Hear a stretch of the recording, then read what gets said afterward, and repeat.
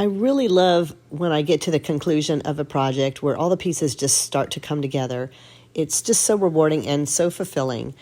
This is part 3 of my Floral Oasis painting, and I have gone ahead and cut up the little color blocks that I had created the other day, and I really love the textures. I have my heavy-duty hole puncher, and I'm going to be putting these little pieces out and adding some extra little color areas to add some texture to this piece. I'm going to be offsetting these with little spacers with adhesive so that they are not flush to the actual back surface of the painting, but they are going to be, a little bit higher, and they're going to just add a lot of depth and texture and dimension. This is one of the things that I love to do.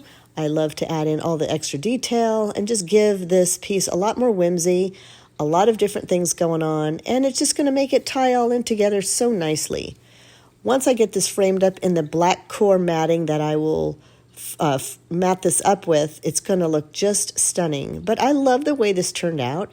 I would love to see what your comments are, as I always love reading your comments, as you can see in the conclusion of this part 3 on how everything tied together, how everything stands out, and it turned out beautiful.